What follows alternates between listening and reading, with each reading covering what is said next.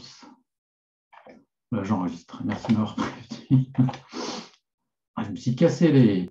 pour faire un beau texte, et puis voilà, c'est enregistré. Bref. Donc voilà, donc l'idée, c'est quand même plutôt je dirais d'essayer de prendre du plaisir dans le processus créatif lui-même, dans l'action humaine, plutôt que d'en espérer un résultat qui nous fasse plaisir. Et donc, l'idée, c'est quand même d'avoir un espoir, mais un espoir raisonnable, et un espoir raisonné, un espoir calculé. De cette manière, eh bien, la déception sera moins dure. Hein. Et donc, ceux qui espèrent raisonnablement, ils ne s'asseyent pas sur le perron en attendant que le succès survienne. Hein. Ils agissent. Voilà. Et parce que le problème, c'est que quand on espère beaucoup, évidemment, la chute est à la hauteur de l'espoir. Hein. On dit plus dur sera la chute. L'espoir, le grand espoir qui est déçu, eh bien, il se transforme généralement en ressentiment, hein, une espèce de poison de l'âme. Et donc, celui qui était déçu, non seulement il espère plus, mais il ne l'espère plus. Ça, c'est peut-être une bonne chose, mais surtout, il en veut au monde entier pour l'avoir trompé, parce qu'il n'est pas content, etc. Donc, on pourrait dire que finalement, l'espoir, c'est quasiment une forme de folie, mais c'est une folie qui, malgré tout, a son intérêt. Hein, et je dirais que si on radicalise un petit peu la position, il y a certainement des situations dans lesquelles, s'il n'y avait pas eu d'espoir, s'il n'y avait aucun espoir, ou s'il n'y avait pas eu cette folie, eh bien, la personne ne serait même plus là pour en parler. Je pensais, par exemple, j'avais lu une histoire d'un prisonnier de guerre américain pendant la guerre du Vietnam, un pilote dont l'avion avait été abattu et qui s'était retrouvé donc aux mains des Viet Cong. Et à l'époque, les Viet Cong gardaient longtemps les prisonniers comme monnaie d'échange, et puis aussi pour leur soutirer des informations. Et ce prisonnier racontait que bon, il subissait quotidiennement des tortures, des humiliations, des privations. Et il disait, ben, moi, il y a une chose qui m'a fait tenir, c'est que je savais, alors évidemment, il ne le savait pas, mais il le savait, il avait la foi, je savais qu'un jour, je rentrerai chez moi et non seulement j'embrasserai mes enfants, mais en plus, je pourrais raconter ce qui s'est passé. Voilà. Et alors, on peut bien imaginer qu'il est bien fallu qu'il y ait cette force pour faire tenir dans des moments justement où il n'y a plus rien à espérer. Alors évidemment, c'est d'auto-persuasion, mais on peut imaginer que c'est cette force qui a fait supporter, endurer des souffrances très, très importantes. Évidemment que s'il n'y avait eu aucun espoir, bon, il aurait mieux valu se laisser mourir ou céder, enfin divulguer les informations sous la torture, etc. Voilà. Et cet espoir, c'était un espoir assez vague, mais c'est l'espoir de vivre tout simplement. Hein, c'est l'espoir de sortir d'un enfer, de retrouver une vie, quoi, de retrouver le goût de la vie en normal, entre guillemets. Donc, on pourrait dire que l'espoir dans une situation de survie est nécessaire, dans une situation, je dirais, de précarité extrême, parce que sinon, on ne voit pas bien au nom de quoi on supporterait des souffrances extrêmes. Voilà. Donc, c'est une espèce de consolation sur le futur, une lettre de change, hein, qui permettrait de supporter une misère bien présente. Mais moi, je dirais que pour ceux qui ne sont pas dans ces cas extrêmes, il vaudrait mieux remplacer l'espoir par de l'action ou au moins un commencement d'action en agissant concrètement, en vérifiant l'adéquation en posant des objectifs et en vérifiant l'adéquation entre nos objectifs et la réalité, et donc en ayant un espoir raisonnable qui, même s'il est déçu, fera place à une déception raisonnable. Hein. C'est-à-dire que le sujet ne va pas être anéanti par sa déception et il pourra rebondir, comme on dit. Voilà. Donc l'idée, c'est de ne pas placer toute son existence dans le but ou dans la réalisation, de ne pas se mettre la rate au courbouillon, comme on dit, mais de faire des points régulièrement sur ces projets et d'avoir un espoir raisonnable, mais tout en sachant que bon, si ça n'aboutit pas, eh bien, voilà, c'est comme ça, c'est la vie, et puis c'est pas un drame, pas dramatisé, hein. Euh, Comme dirait le poète, si tu peux en un seul jour perdre l'ouvrage de toute ta vie et sans un geste et sans un soupir te mettre à rebâtir, ouais, c'est un peu l'esprit, quoi. Alors ça fait un peu ascétique comme ça, mais c'est c'est assez bénéfique de pouvoir avoir ce genre d'attitude. Et parce qu'en plus, celui qui mise tout sur le succès de son entreprise, ben, il va faire les choses avec lourdeur, avec crainte que tout ça échoue, et puis avec une attitude de surcontrôle, quoi, qui n'est pas bonne. Voilà. Voilà quelques idées que je voulais vous lancer quant à l'espoir. Voilà. Et donc, maintenant, ce que je propose, c'est que nous débutions, voilà, il est temps, l'atelier à proprement parler. Alors, ce que je vais faire, c'est que je vais vous envoyer dans le chat là, de Zoom, je vais vous envoyer un document qui est vierge. Voilà, je vous le mets tout de suite. C'est un Google Doc, en fait, sur lequel on peut tous écrire. Et voilà. Je vous l'envoie dans le chat, vous cliquez sur le lien, vous arrivez sur un document, et l'idée, c'est que vous mettez votre prénom et votre email si je ne l'ai pas déjà. Et puis, vous allez répondre à une question, donc par écrit, vous pouvez écrire directement dans le document. Et la question que je vais vous poser, qu'est-ce que je vais vous poser comme question ?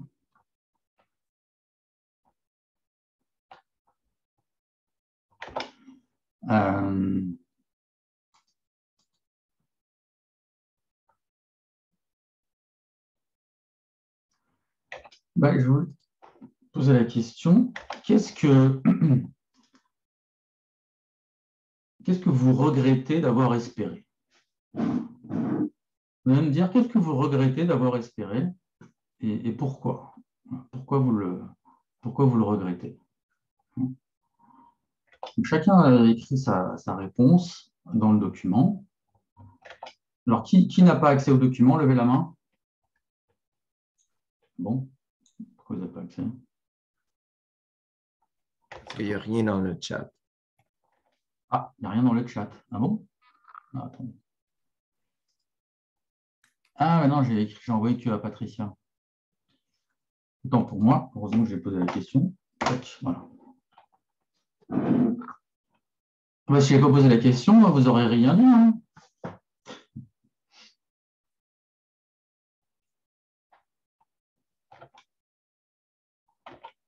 Voilà, je vous donne 2 minutes pour faire ça. Est-ce que quelqu'un a un problème avec la consigne? Levez la main. Donc, j'invite à nouveau ceux qu'on ne voit pas. Oui, qu'est-ce qu'il y a, Lucie Marin?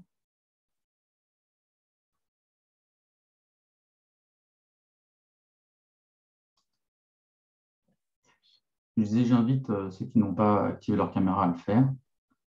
Tu peux répéter la question, Jérôme, s'il te plaît? Oui, qu'est-ce que vous regrettez d'avoir espéré et pourquoi?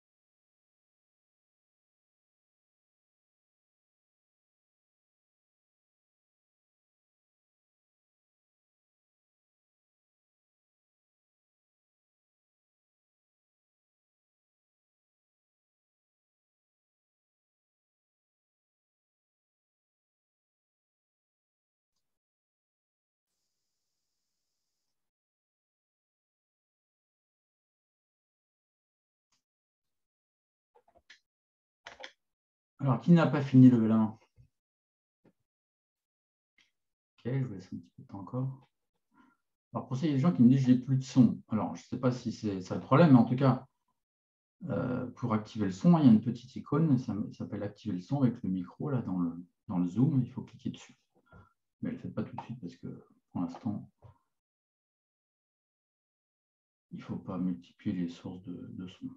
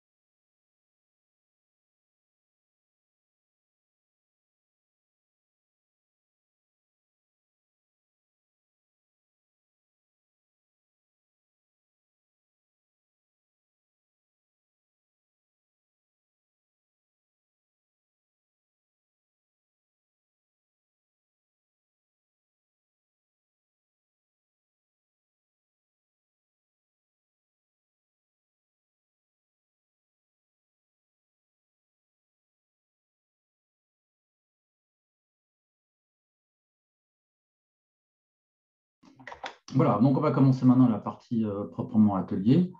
Hein. Donc l'idée, c'est que voilà, prenez-le un peu comme un jeu. Je vais vous poser des questions. Essayez d'écouter bien la question que je vous pose.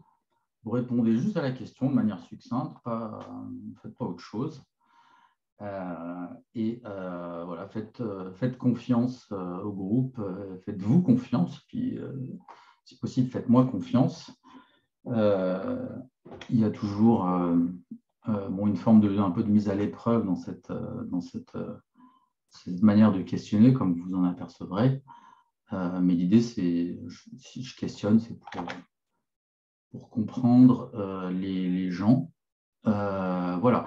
Alors, en regardant tout ce que vos collègues ont écrit, vous regardez, et puis s'il y a quelque chose que vous voyez qui vous pose question, justement, donc soit vous voyez un problème, ou c'est pas clair, ou vous voudriez un complément d'information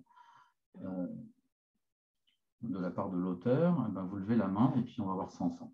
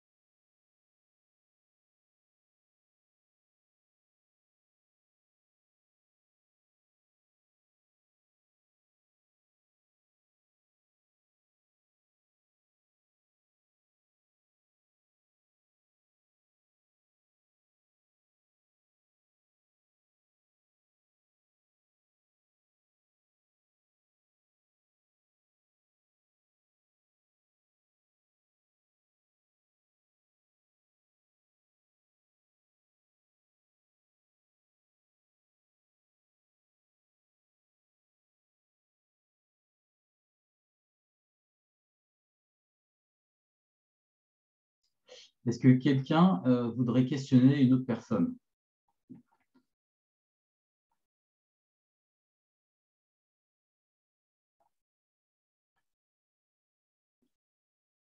Oui, Marie?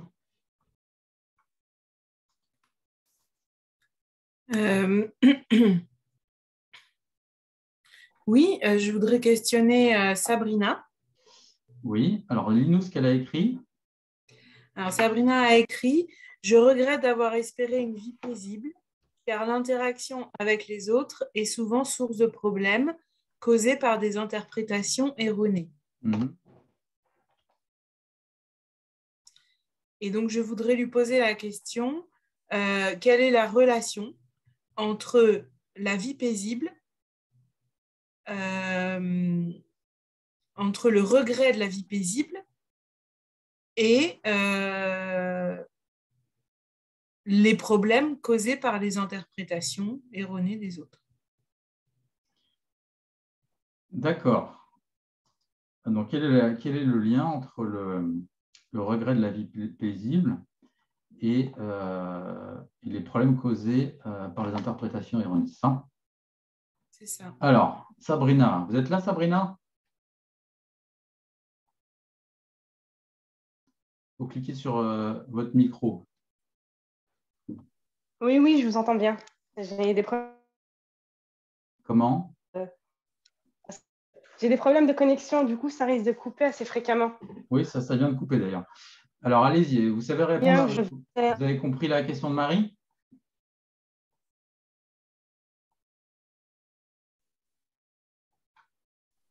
On ne vous entend pas, Sabrina. Rien. Sabrina? Vous m'entendez? Là, allez-y. C'est mieux? Non, mais on va laisser tomber Sabrina parce que c'est trop mauvais la connexion. Hein. Bon, tant pis, il faut demander à. T'as autre chose, Marie, ou non?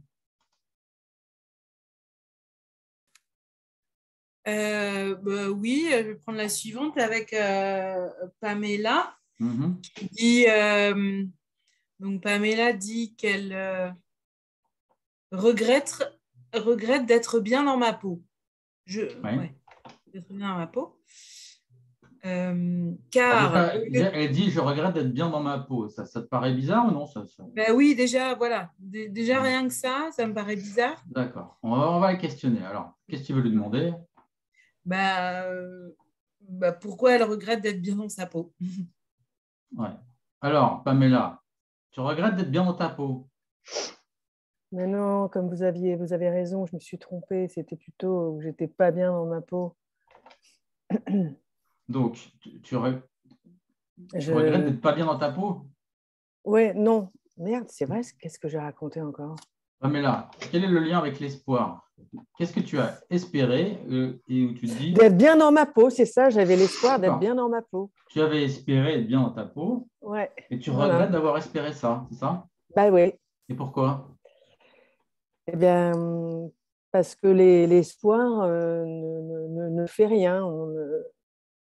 On ne fait rien, c'est juste, on se projette et on ne fait rien. Plutôt que de D'accord. prendre les… Donc, tu Comme vous pensais l'avez dit. qu'être bien dans sa peau, ça allait tomber, ça allait tomber par l'opération du Saint-Esprit, c'est ça?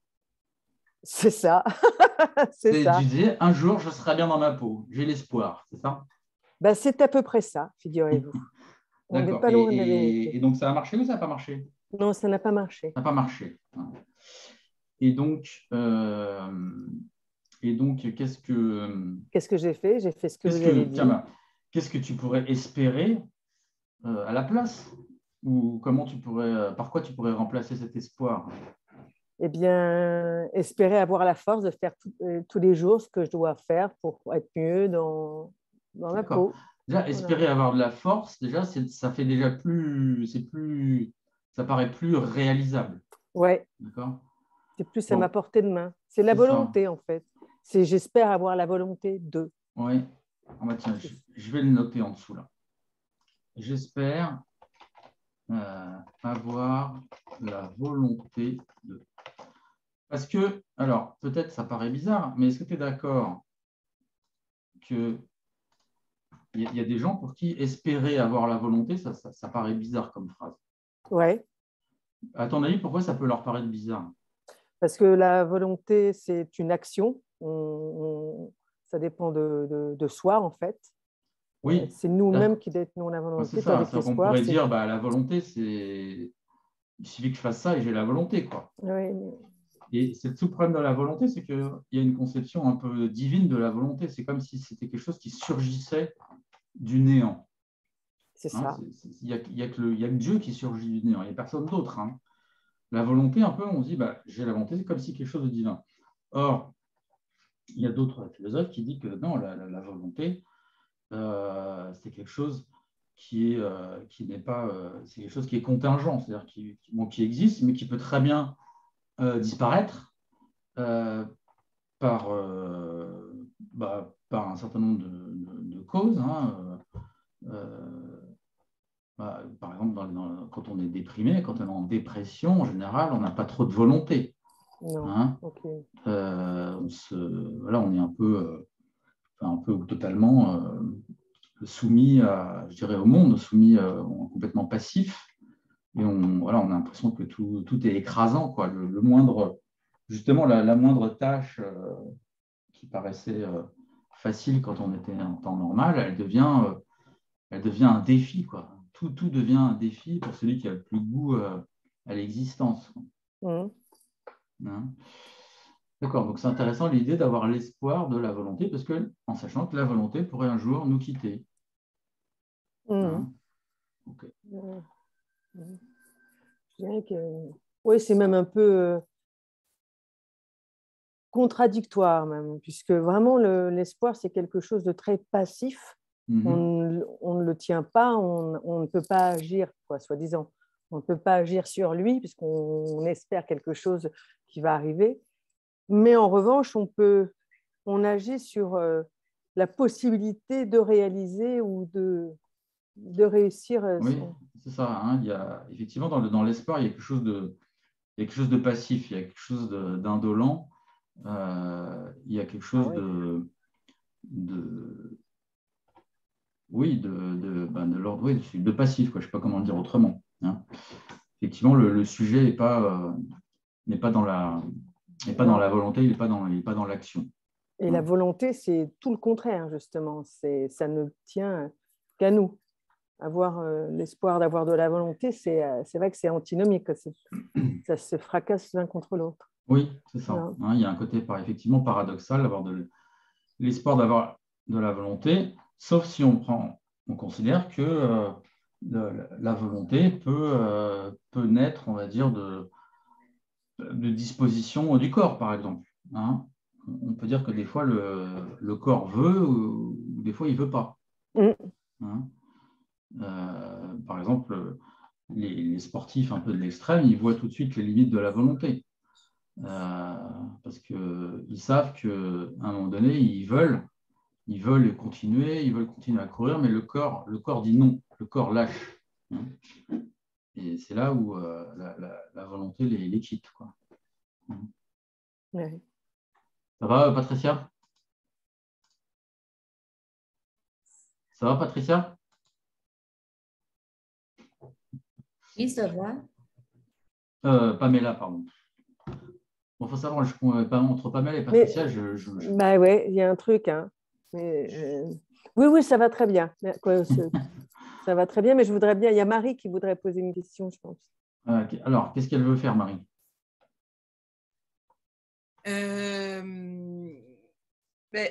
Oui, je voudrais poser une question sur les. À qui? Toujours à toi ou à Pamela par rapport à votre échange là.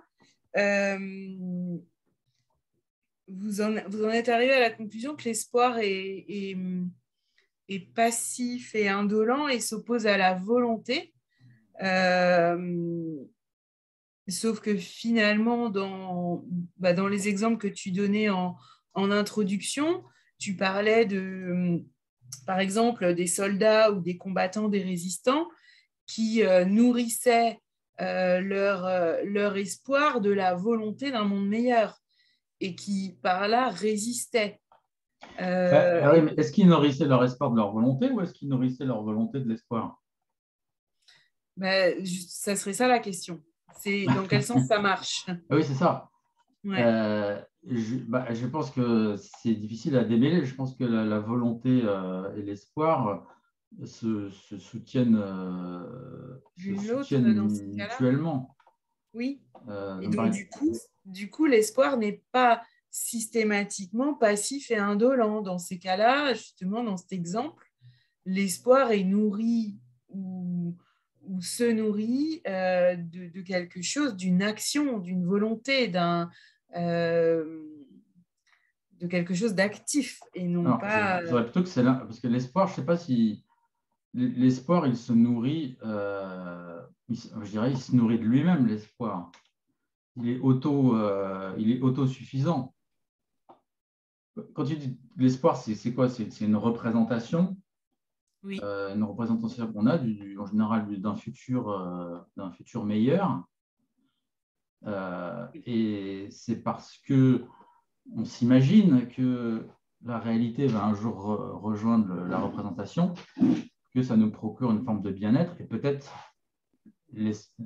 la volonté vient de cette force qui nous est donnée par l'espoir. Oui. Maintenant, est-ce qu'on pourrait peut-être imaginer aussi une volonté désespérée? D'ailleurs, oui, aussi, mais ça, c'est autre chose. Du coup. D'ailleurs, ne dit-on pas celui qui a la force du désespoir? Tu sais, celui qui n'a plus rien à espérer, ben, je ne sais pas s'il a de la volonté, mais en tout cas, il est fort. Hein, c'est le principe du samouraï. Pourquoi est-ce que le samouraï est imbattable? Parce qu'il est déjà mort. Oui. Il n'a plus rien à perdre. Il n'espère rien, il est déjà mort. Il arrive au combat, il est déjà mort. Dans sa tête, il s'en fiche, il est mort. Donc, il est purement dans l'action du combat. Il n'a rien à gagner, rien à perdre. Et en général, il gagne. Parce que l'autre, il a quelque chose à gagner ou à perdre. Et donc, il se met la pression. Et quand il se met la pression, ben, il fait des erreurs. Hein? Oui. Voilà. Oui, mais donc on peut dire que l'espoir n'est pas systématiquement passif et indolent. L'espoir peut être une force. Oui, Voilà. l'espoir peut être une force. Quand il n'y a plus rien à espérer, il y a encore l'espoir de vivre. Ouais. Oui, ou alors parce que là, je donnais l'exemple que tu as donné du combattant, mais il y a aussi la religion, qui est l'espoir de quelque chose après la mort, souvent. Oui, c'est ça, oui. D'une autre chose. Oui. Oui, alors on peut imaginer qu'effectivement, c'est pas pour rien que les marxistes disaient que c'était l'opium du peuple, hein, la religion. Hein. Effectivement, d'un point de vue purement matérialiste, on pourrait dire que la religion est une usine à créer de l'espoir. Hein, ceci dit, le marxisme est lui-même devenu sa propre religion, avec ses lendemains qui chantent. Il a mal fini, mais l'Église est toujours là. Hein. Hein. Donc, voilà, l'espoir, ça ne s'improvise pas, quoi. Ça se market. Il faut des professionnels. Hein. C'est bon, Marie, il y avait autre chose? C'est bon. OK. Alors, est-ce que quelqu'un d'autre voudrait intervenir? Moi, je veux bien. Oui, c'est qui, moi? C'est Anne? Anne, oui. Oui, allez-y. Alors, que voulez-vous faire, Anne? En fait, je voudrais juste rebondir sur l'exemple du samouraï. Oui. Alors, ça vous va si je vous questionne un petit peu? Oui. Alors, parce que rebondir, est-ce que vous êtes d'accord que rebondir, ça fait penser un peu à la balle qui rebondit, vous savez? Oui. Bon. Et le problème, vous savez ce que c'est que le problème d'une balle qui rebondit? Non. Ben, c'est qu'on ne sait pas où elle va aller. Ouais. Donc, c'est pour ça que je vous demande, c'est partie de cette pratique, l'idée, c'est que d'essayer d'être conscient de ce qu'on fait au moment où on le fait. C'est-à-dire, en général, on a une intention. Donc, l'intention, ça peut être, par exemple, de faire une critique. Ça peut être de découvrir quelque chose. Hein. Donc, en général, il y a une question pour ça. Ça peut être juste de s'exprimer. Hein. Dans ce cas-là, on a une émotion, voilà, qu'elle soit positive ou négative, et on veut que ça sorte, quoi. Vous, ça serait quoi, là, en l'occurrence?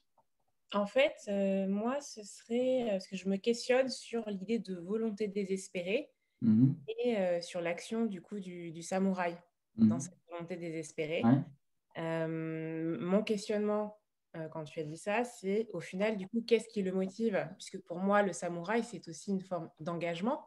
Oui. C'est aussi un choix. Oui. Alors souvent, moi, dans ma conception, une volonté désespérée, ça peut aussi être le non-choix. C'est-à-dire, bon, le destin fait qu'on est dans telle situation. Voilà. Alors que souvent, les samouraïs ou les combattants, pour certains, c'est un choix. Alors, quand vous dites que c'est un choix d'être un samouraï. Oui, un choix d'être D'accord. samouraï. Là, c'était une situation différente. Là, je vous parlais dans le feu de l'action.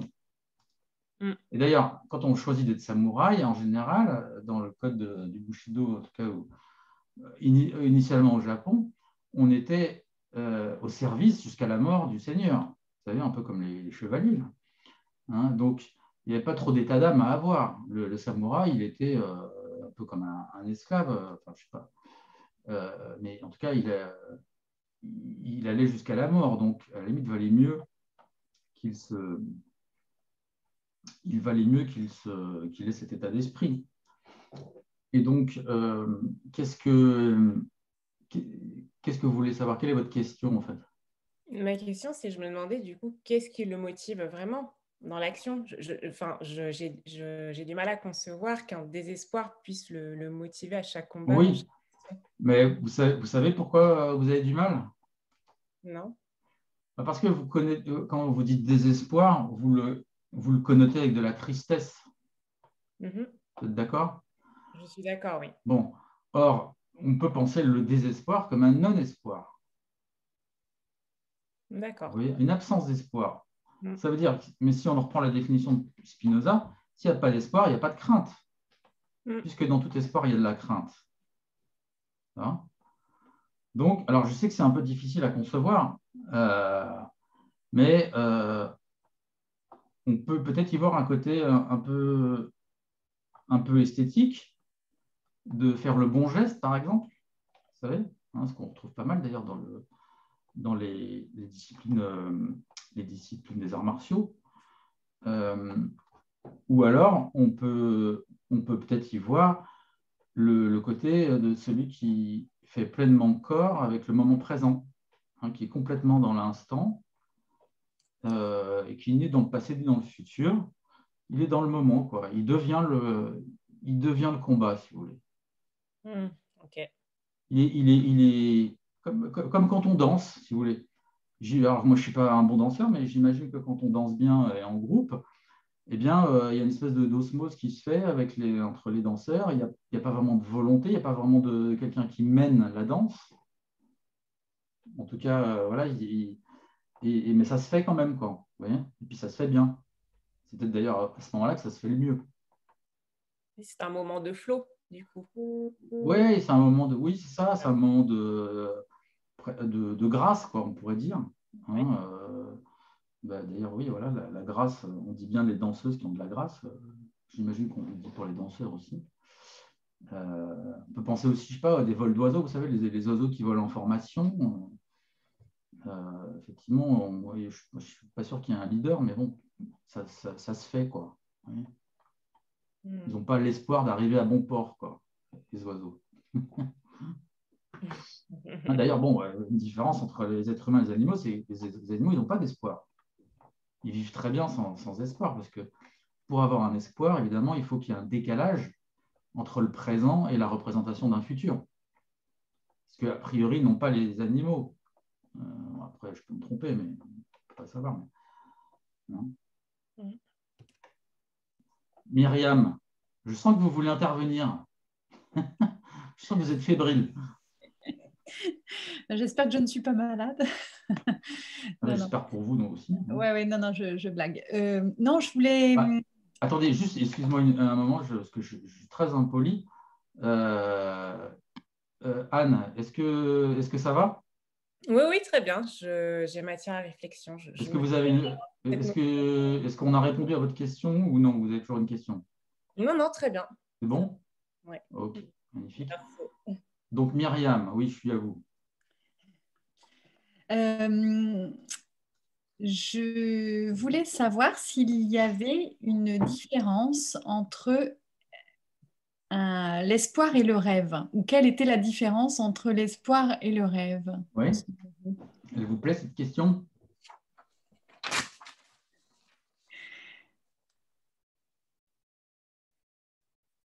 Ça peut l'air de vous plaire, hein. Et je recommence. Elle vous plaît cette question? Oui?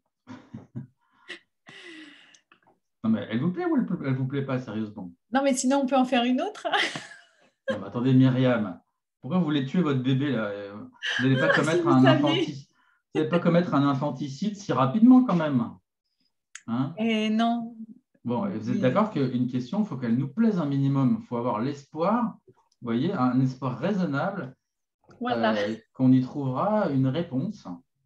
D'accord? Bon, moi, je trouve ça intéressant, moi, la différence entre le rêve et l'espoir. Hein? Allez, allez-y, réponse. Alors, est-ce que ça serait juste Alors, le moment dans le temps ou... Myriam, voilà, maintenant, c'est vous qui faites la prof de Myriam. D'accord? Donc, vous allez me dire, vous allez apprendre à tout le monde, selon Myriam, quelle est la différence principale entre l'espoir et le rêve.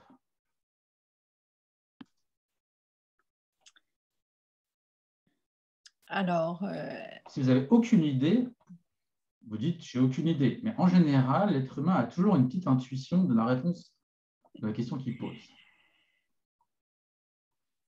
ben, j'ai du mal, très franchement, à matérialiser mon idée ou à expliquer mon idée. Mais ce serait peut-être une question de décalage dans le temps parce que dans les deux cas, il y a une représentation. Ouais. Alors, vous avez parlé beaucoup de tristesse et de crainte pour l'espoir, alors que, par exemple, moi, selon mon expérience, je trouve que ça apporte beaucoup de joie. Mais bon. Et le jour où on n'en a plus, alors on est un peu plus malheureux, mais bon, enfin bref. Alors, Par contre, le rêve, en effet, ça peut être plus systématiquement joyeux, peut-être. Alors, Myriam, essayez de nous faire une réponse en une phrase. La différence principale entre l'espoir et le rêve, c'est...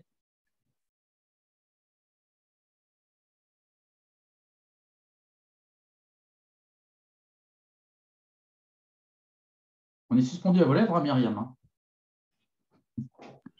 Je croyais que c'était vous qui alliez me faire la réponse en une phrase. Non, parce que pour l'instant, ce n'est pas très clair. Vous êtes d'accord que ce n'est pas très clair, votre réponse? Non, ma réponse n'est pas très claire.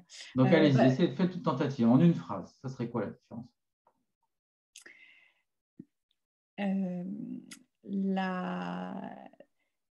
Donc, l'espoir serait une représentation qui nous donnerait des craintes, alors que le rêve nous offrirait une représentation, alors que le rêve serait une représentation qui nous donnerait de la joie. D'accord. Hein, donc, ce serait une différence entre la crainte dans l'un et de la joie dans l'autre. Mm-hmm. Ça va? Mm-hmm. OK. OK. Maintenant, bon, après, ça dépend. Vous êtes d'accord qu'il y a beaucoup de rêves qui sont des cauchemars, vous savez? Non? Un peu facile comme objection, mais vous êtes d'accord? Ok, il y a des rêves qui... est-ce qu'on alors, les appelle des rêves? Oui, des mauvais rêves, d'accord. Bon, est-ce que vous voulez avoir une autre idée de quelle pourrait être la différence principale entre un rêve et un espoir? Alors, là, je demande aux autres, si vous faites une différence, ne faites pas une différence de degré. Faites une différence qualitative. C'est-à-dire, vous donnez un concept qui appartient... Alors, ça, c'est le problème. C'est ce qu'on appelle le tiers exclu. Hein. Si vous voulez différencier A de B, il faut trouver un C qui appartient à A et pas à B, ou qui appartient à B et pas à A. Et ainsi, vous aurez démontré que A est différent de B. Si vous n'en trouvez pas, ça veut dire que grosso modo, A égale B. Donc, on ne trouvera pas de différence. Donc, qui aurait un concept qui pourrait mettre dans l'espoir et pas dans le rêve, ou l'inverse? Levez la main.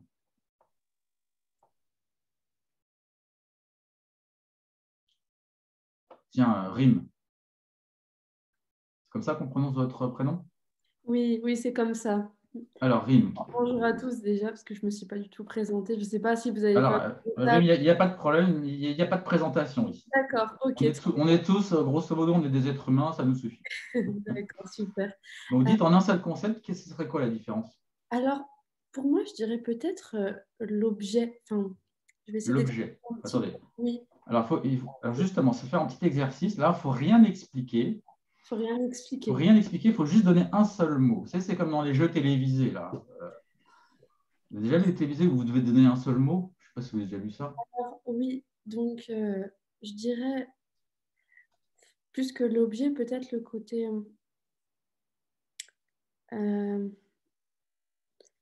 sais pas si c'est le meilleur terme, mais l'inattendu, en fait. Parce que j'aimerais expliquer, en fait... Alors, attendez, bougez pas. Inattendu.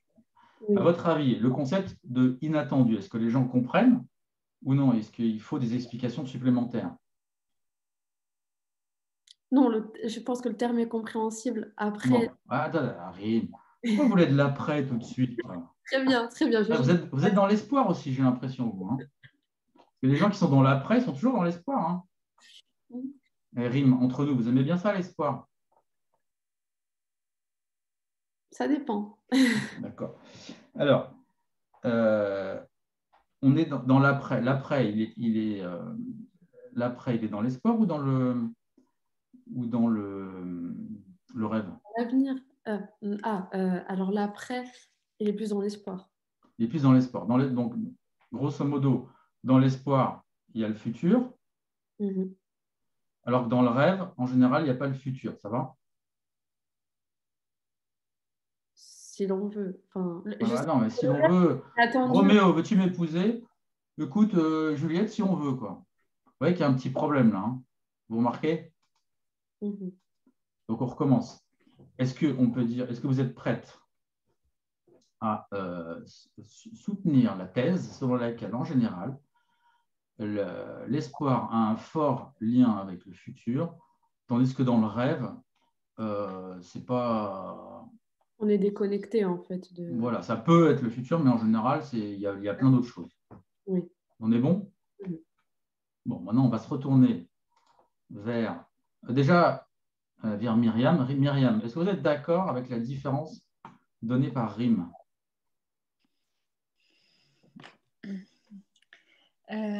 Alors, merci de votre réponse.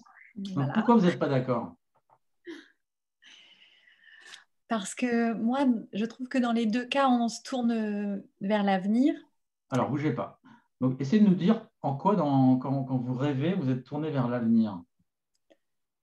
Parce que par définition, un rêve, enfin, selon ma définition, pardon, un rêve est quelque chose qui nous fait avancer, qui nous fait espérer. Ah, attendez.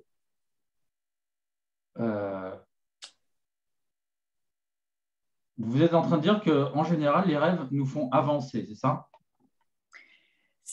Oui. Vous êtes en train de dire ça. Je suis en train de sais pas, alors je vais peut-être pas vous demander de me raconter un rêve, mais par exemple, si on trouvait un rêve typique, vous savez, vous connaissez, il y a des rêves un peu paradigmatiques. Par exemple, le rêve de celui vous avez déjà fait ce rêve, vous êtes en train de courir et puis vous faites du surplace. non, je n'ai jamais fait ce rêve. Non, désolée. Non. En train de me révéler à tout le monde. Courir, mais je fais sur place. Non, j'ai rêvé que je dansais, j'ai rêvé de plein de choses, mais je n'ai pas rêvé ça. Désolée. Bon. Non. Alors, vous êtes d'accord que ça peut être un rêve, que ça existe? Vous me croyez? Ou non, vous ne me croyez pas? Si, ça peut être un rêve. Attends, je parle à Myriam, là. Myriam, est-ce que vous êtes d'accord que c'est un rêve qui existe ou non? Vous ne me croyez pas? Vous pensez que j'affabule? Non, je pense que c'est. Vous n'affabulez pas. Bon, non. Maintenant, vous allez me dire quel est le rapport avec le futur dans ce rêve? Certes. Non, mais certes, ce n'est pas une réponse. Dites-moi quel est le rapport avec le futur. Eh bien, parce que je ne pensais pas aux rêves qu'on fait la nuit en dormant, en fait. Hein. Je pensais aux rêves qu'on fait dans une vie quand on est jeune, quand on a un désir, un souhait. Myriam, vous avez un côté un peu déconnecté? Peut-être. Vous voyez que là, vous êtes parti sur Mars. Là. J'essaie de parler avec vous, mais il n'y a plus personne. D'accord. Vous remarquez? Ramenez-moi. Non, je vous ai déjà ramené. Je vous demande, est-ce que vous remarquez? Oui. Vous voulez que je vous ramène? Répondez. Avez-vous remarqué? Sans doute. Non, j'ai pas vraiment remarqué en fait. Voilà, je vous le dis, là vous étiez parti sur Mars. D'accord. Hein? Ça m'arrive. Et là on voit un peu le myriamisme qui commence à apparaître. Hein? Pour vous, le rêve, c'est important. On est d'accord? Oui. Bon. Mais ceci dit, vous avez un peu donné une réponse sans répondre. Vous avez un peu donné une distinction. Vous avez remarqué que vous avez, avec votre réponse, vous avez un peu répondu sans répondre, sans le vouloir. de ce qu'il y a dans un rêve et qu'il n'y a pas, enfin, de ce qu'il y a dans un rêve, de ce qu'il faut à un rêve pour lui donner sens, qu'il n'y a pas dans un espoir. Ça veut dire?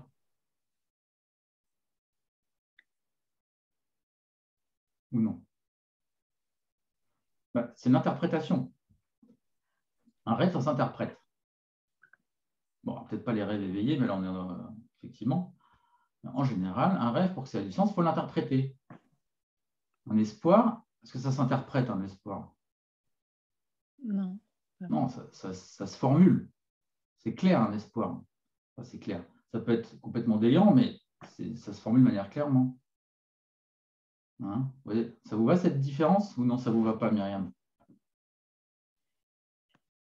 Si, ça me va.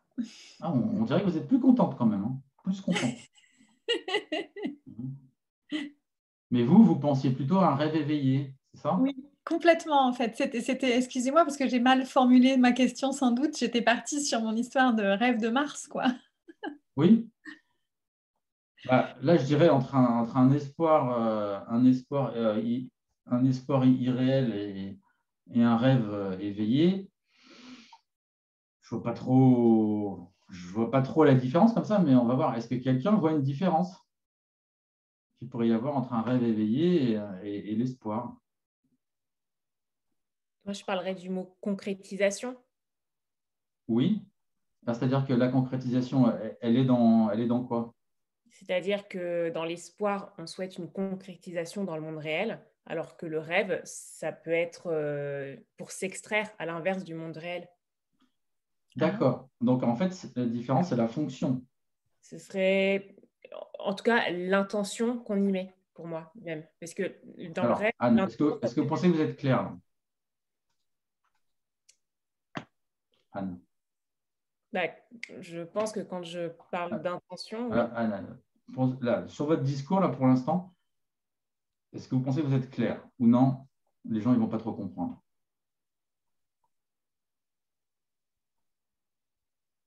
Je ne sais pas, parce que je n'ai pas eu l'occasion d'exprimer l'idée jusqu'au bout. Mais de ce que vous avez dit là, si là, je vais faire un arrêt sur image, paf, là, vous pensez que les gens ils comprennent où vous voulez en venir ou pas? Moi, ce que je fais, c'est... On peut leur demander, justement. Est-ce qu'on peut leur demander? Je ne sais pas. Une coquine, Anne, hein, dis donc, vous trichez un peu. Parce qu'en fait, là, je fais travailler une compétence qui s'appelle se mettre à la place du sens commun. D'accord? C'est voir la capacité du sujet à se sortir de lui-même momentanément pour voir est-ce qu'il pense que ce qu'il dit a du sens ou non, que les gens ne vont pas comprendre. D'accord? Donc, à votre avis, là? Je ne sais pas. Bon. Alors, en général, quand on ne sait pas si on est clair, c'est plutôt qu'on n'est pas clair. Je propose ça comme petite procédure. Ça vous va? Soit.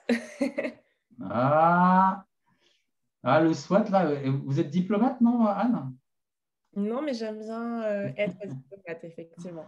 Ben ouais, mais ça se voit. Hein? À d'autres façons. On voit qu'Anne, elle aime bien arrondir les angles. Hein? Et donc, le côté abrupt du questionnement socratique, ça coince un peu, quoi. Hein, Anne? Allez. Donc, je recommence. Enfin, plutôt, vous recommencez. Quelle est la différence principale entre le rêve éveillé et l'espoir? Alors, je reprends mon mot, c'était la concrétisation. La concrétisation. Mais est-ce que ça veut dire que dans l'espoir, il y a concrétisation? Oui. D'accord. Un espoir, c'est quelque chose de concret, ça va? Oui. Bon. Alors qu'un rêve éveillé, ce n'est pas concret. Oui. OK. Maintenant, à votre avis, la plupart des gens, est-ce qu'ils vont plutôt être d'accord avec vous ou ils ne vont pas être d'accord avec vous? Je pense qu'ils ne seront pas d'accord avec moi. C'est intéressant ça. Et pourquoi ils ne seront pas d'accord avec vous? Puisqu'ils pourraient me renvoyer l'argument, l'espoir est fait d'illusion ou des choses comme ça. Et ils auraient raison de le faire? Ils pourraient avoir raison, oui. Non, je ne demande pas si. Roméo, veux-tu m'épouser? Écoute, Juliette, je pourrais t'épouser. Vous voyez le problème d'engagement là, Ouais. hein? Donc on recommence. Est-ce qu'ils auraient raison de vous renvoyer cette objection à la figure, si je peux me permettre?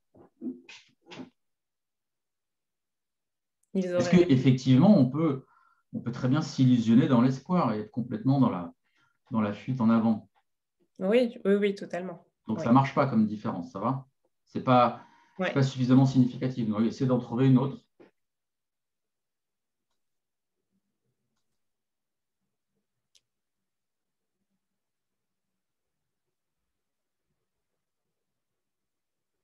Ou vous n'avez rien d'autre? Non, moi, je voyais vraiment la concrétisation. D'accord. Vous laissez tomber l'idée? Je laisse tomber. Ça va, pas trop déçu? Non, ça va. OK. Donc du coup, oui, Pamela? J'aurais éventuellement vu dans le rêve une réalité virtuelle qu'il n'y a pas dans l'espoir. Alors, ça veut dire quoi une réalité virtuelle? Comme un jeu vidéo, tu veux dire? C'est ça, c'est quelque chose qu'on vit, qui n'existe pas, mais qu'on arrive, Dans le rêve? Oui, dans le rêve. Bon. Mais est-ce que quand on a de l'espoir, est-ce qu'on peut vivre aussi par anticipation? Oui, mais c'est plus une projection. Oui, mais si c'est plus quelque chose, on est plutôt dans le quantitatif, tu vois, on n'est pas dans quelque chose de qualitativement différent. Oui, exact. Parce que dans le rêve éveillé aussi, on se projette d'une certaine manière. D'accord? Oui, oui, oui, oui. Hein? Alors, quelqu'un d'autre? Oui, Bernard? Oui, je vais compléter ce qu'a dit Pamela. Moi, je vois un scénario dans le rêve. Un scénario, donc c'est de la dans le rêve, il y réalité. a un scénario, c'est ça? C'est de la réalité, c'est bien de la réalité virtuelle qui me Attends, paraît être. Bernard, dans le rêve, il y a un scénario. Oui. Hein, on parle du rêve éveillé. Ah non, non. Non, mais on parlait plutôt du rêve éveillé parce que on s'est accordé pour dire, alors ceci, peut-être que grosso modo, dans le rêve en général, la différence entre le rêve et l'espoir, c'est que dans le rêve, il fallait l'interpréter parce que le sens n'était pas évident dans un rêve. Ah non, non, moi, je n'étais plus là-dedans parce que je pensais qu'il n'y avait pas de différence. OK. Donc, je ne continue pas non. Ce point. Alors, quelqu'un d'autre? Oui, Virginie? Je voudrais plutôt compléter ce qu'a dit Pamela aussi. Dans le rêve, il y a quelque chose de... Par exemple, je rêve de voler et je n'espère pas de voler. Alors, tu parles d'un rêve éveillé? Oui. Hein? Donc, tu rêves de voler. Versus j'espère de voler. Il y a des gens, des fois... Oui, alors quelle est la différence? Espérer l'impossible. Rêver l'impossible, pardon. Donc, Donc, dans le rêve, t'as bu, Virginie, ce soir? Non, pas du tout. Donc, dans le rêve, on peut rêver l'impossible, mais on ne peut pas espérer l'impossible, c'est ça? Oui. Bon. Mais tu ne connais pas des gens qui espèrent l'impossible? Tu n'as pas vu que mon père, il espérait gagner le gros lot? C'est pas impossible puisque ça arrive. Or, je te signale que voler, non seulement, ce n'est pas impossible, mais ça existe. Hein. Un homme volé? Comment? Un homme volé? Oui, un homme, ça vole, oui. T'es jamais monté dans un avion? Non, mais pas comme ça.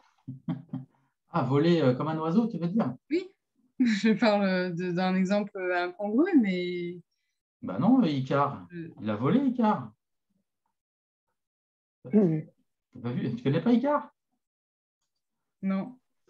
Non, mais alors, Donc, pour toi, la différence, c'est que le rêve, ça touche l'impossible, Oui, mais l'espoir, non. Ça, on peut pas, en général, on n'a pas d'espoir impossible. On est bon? c'est plus rationnel. L'espoir est rationnel, le rêve est irrationnel. Oui, D'accord?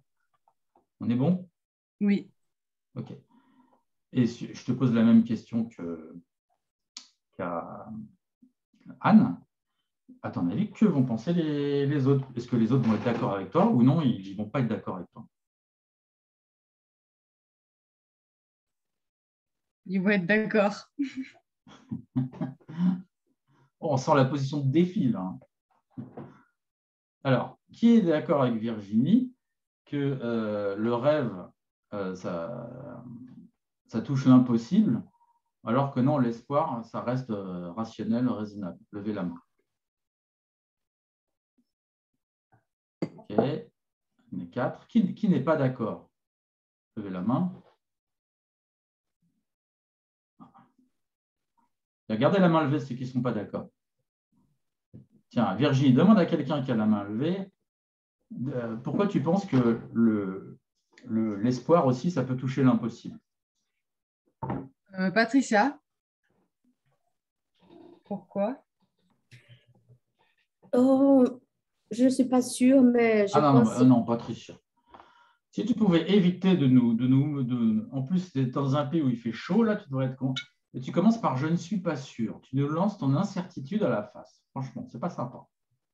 C'est de répondre directement. Je ne sais pas. Bon, voilà.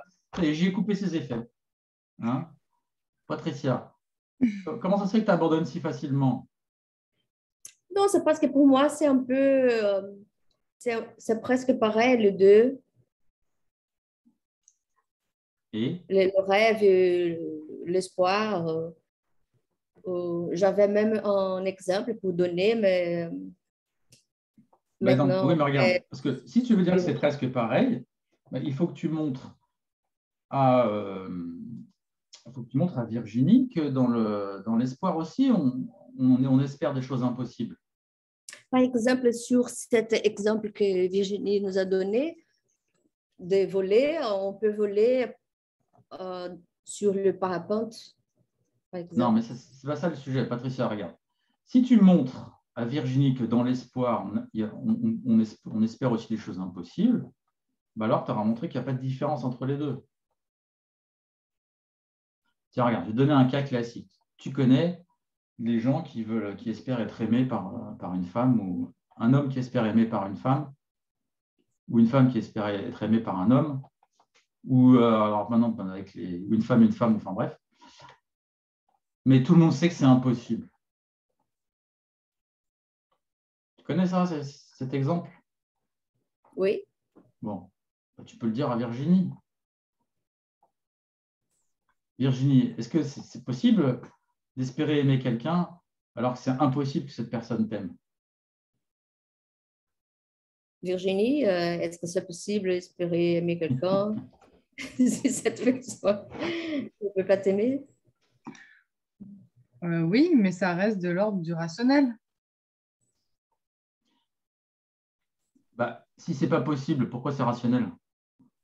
D'espérer que quelqu'un m'aime, même si c'est impossible, ça reste du rationnel. Et rêver, qu'un homme puisse voler, même si ce n'est pas possible, c'est rationnel? C'est irrationnel. Ou par exemple, de rêver... Attends, parce que là, il y a un problème de logique, là. Tu remarques qu'il y a un problème de logique? Non, en fait. Alors, pour moi, on va voir.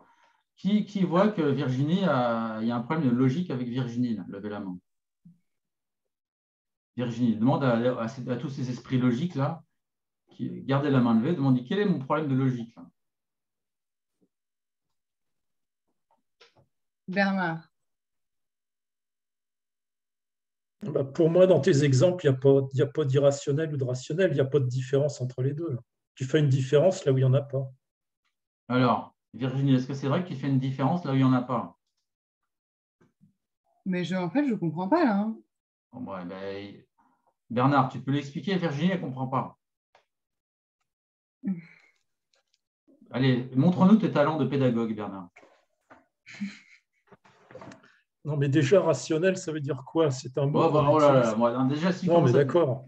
on laisse tomber. Non, On mais va je prendre demande, quelqu'un d'autre.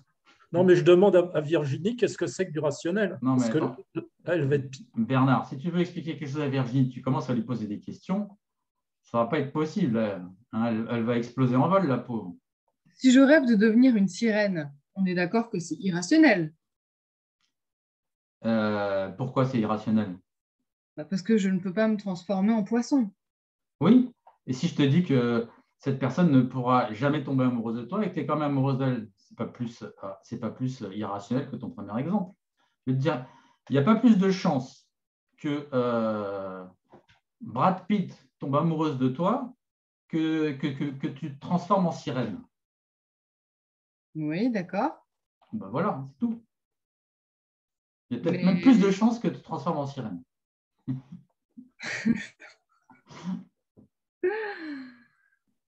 Excuse-moi, tu n'étais pas amoureuse de Brad Pitt, j'espère. En fait.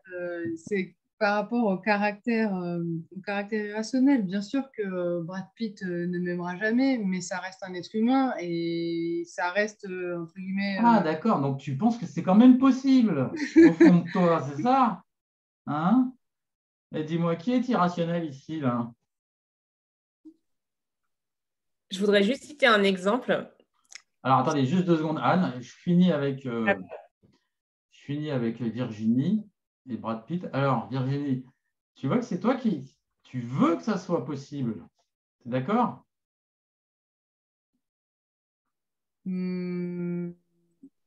Écoute, moi, je pense que comme s'il s'agit d'un être... Non, Virginie, est-ce que tu es d'accord? Est-ce que tu es d'accord que tu veuilles que ça soit possible? Tu mets du désir là-dedans ou ce n'est pas une affaire de désir, c'est une affaire de logique. Ok. Est-ce que Virginie met souvent ses désirs interférer dans la logique? Possible. Ouais, par exemple? Bah, par exemple, là... Non, mais elle sort de là. Je prends un autre exemple dans ta vie en général. Non, je sais pas. Mais en fait, je suis toujours pas d'accord. Hein. Je suis sais. désolée, mais ça passe tu pas. sais, une femme amoureuse, on ne peut pas lui faire changer d'avis. Hein. Je viens de lire un texte de Robert. Pourquoi? Non. S'il y a bien un texte qu'il ne faut pas lire, c'est le texte de Robert. Alors là, ok. Hein, surtout, alors je le dis à tout le monde, ne lisez pas les textes de Robert. Cet homme est une très mauvaise influence pour le groupe. D'ailleurs, il vient à chaque fois en retard et il ne se montre jamais. Ça va, Virginie? Alors, oui, on était sur Anne. Qu'est-ce qui se passe, Anne? Non, c'était juste un petit commentaire par rapport à que Brad Pitt, est-ce qu'il peut tomber amoureux d'une Virginie? Je voulais juste dire que Cristiano Ronaldo est tombé amoureux d'une Georgina dans une boutique de fringues. Donc, je pense que c'est possible. Même un Brad Pitt peut tomber amoureux de... Ah bah merci de redonner de l'espoir à Virginie. Hein. Moi qui essaie de vanter les mérites du non-espoir. Hein, maintenant, elle va... En plus, il paraît, je crois qu'il a acheté une maison dans le sud de la France. Donc, peut-être encore une chance, hein, Virginie. Jérôme, est-ce que je pourrais ajouter quelque chose? Oui, alors, mais juste un petit exercice rime. Vous allez dire, encore une fois, quelle est votre intention là? Quelle est mon intention? Ouais. Qu'est-ce que vous voulez faire? D'essayer de comprendre la pensée de Virginie. Ou alors, attendez. D'expliciter en fait, parce que je... Attendez, rime. Vous savez que l'espoir fait vivre, mais là, je me demande si ce n'est pas un espoir très ambitieux. Là. Alors, clarifier peut-être. Alors, vous voulez clarifier pour qui? Pour moi, pour déjà comprendre si j'ai peut-être saisi ce que voulait dire Virginie. Oui, mais est-ce que vous avez saisi déjà l'illogisme du virginisme? Mais en fait, pour moi... Rime. Attendez, on y va. Rime. C'est juste peut-être pas bien... Rime, là, vous me faites du Myriam, là. Hein. Vous savez, vous êtes en train de me faire du Myriam, vous êtes en train de partir sur la planète Mars. Rime, vous me voyez là? Alors, je sais qu'on est à distance, mais est-ce que vous me voyez dans la caméra? Oui. Restez avec moi. Vous voulez comprendre la pensée de Virginie. On est d'accord? Oui. Enfin, Bon. plutôt la traduire en d'autres mots, je pense. Bah, oui, d'accord. Traduire en d'autres mots, c'est une manière de comprendre. On est d'accord? Oui. Bon. Mais est-ce que vous avez remarqué qu'il y avait de la confusion dans l'esprit de Virginie? Oui, mais elle a quand même... Ah, attendez, non, on y va douce, Marine. Oui. Vous êtes prêts à faire le petit jeu ou non? Vous voulez faire du rime habituel? Non, non, mais je veux bien suivre votre jeu. Voilà, suivez mon jeu. Donc, pour l'instant, vous êtes d'accord qu'il y avait de la confusion dans l'esprit de Virginie, d'accord? Donc, vous voulez expliquer la confusion à Virginie, c'est ça? Ou non, c'est autre chose que vous voulez faire?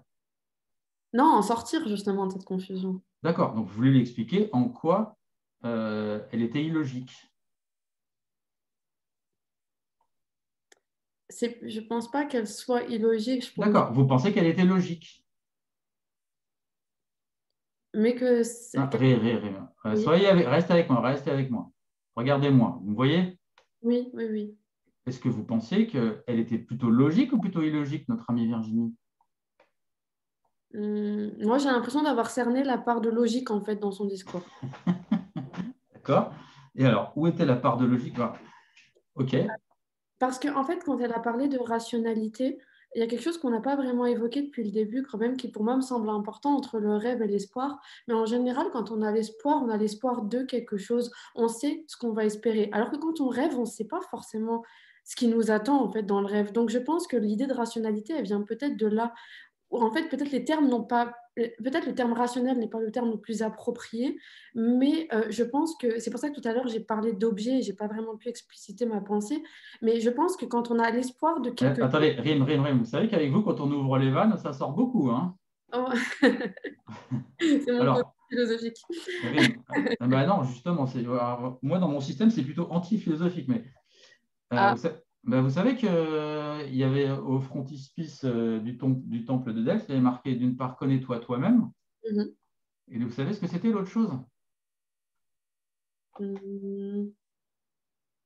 À mon avis, vous ne le savez pas, parce que si vous le saviez, vous ne feriez pas ça. Vous voulez savoir? Oui.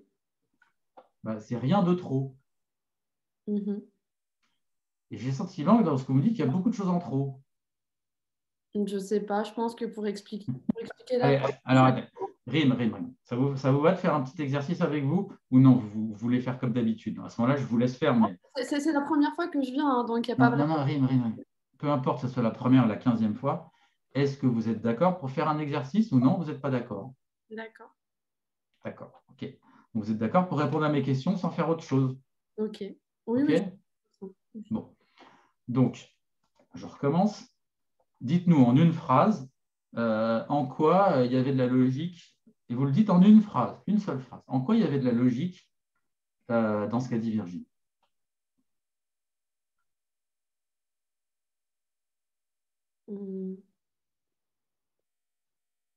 Car elle a fait une distinction qui me rappelait en tout cas l'idée que j'avais de base initialement quand j'ai commencé à écouter. D'accord, arrêtez-vous là. Est-ce que vous pensez que là, vous avez prouvé votre cas?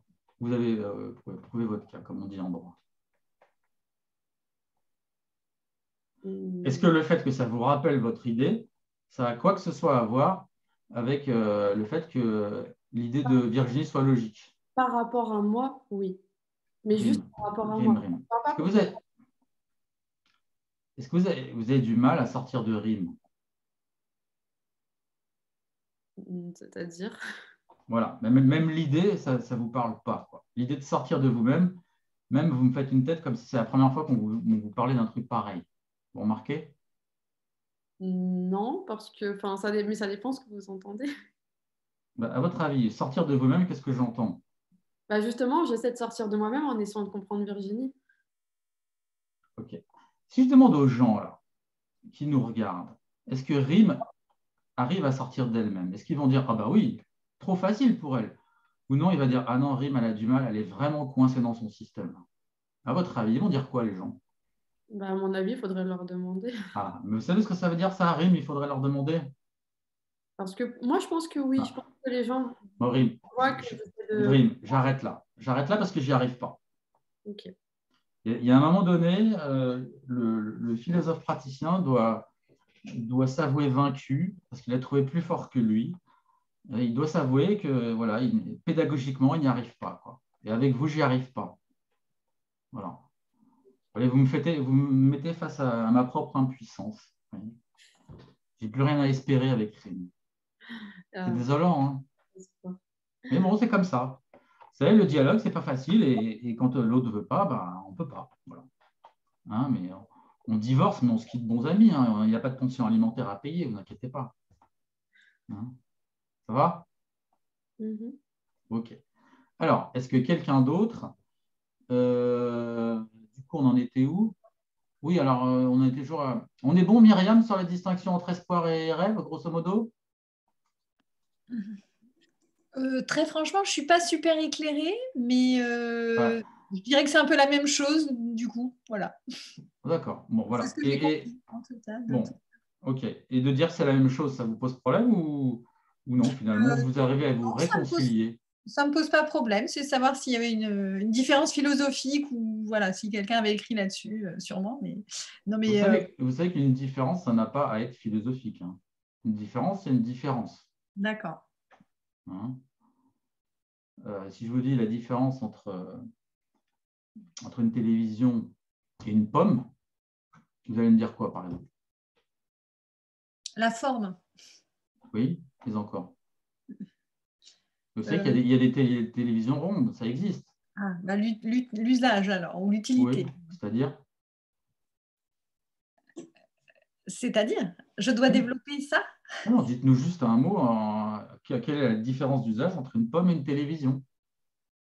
La texture. La texture. D'accord.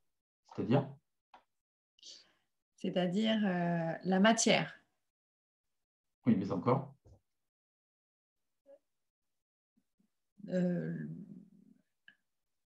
L'utilité. Dites-moi, Myriam, est-ce que vous avez du mal avec les distinctions conceptuelles? Ça fait très longtemps que je ne me suis pas prêtée à ce jeu. Donc oui, non, mais ce n'était pas ma question. Hein. Je recommence. Est-ce que vous avez du mal avec les distinctions conceptuelles? Non. Non. Et encore une fois, si je demande aux autres, ils vont dire que vous avez du mal ou non, que vous le faites facilement?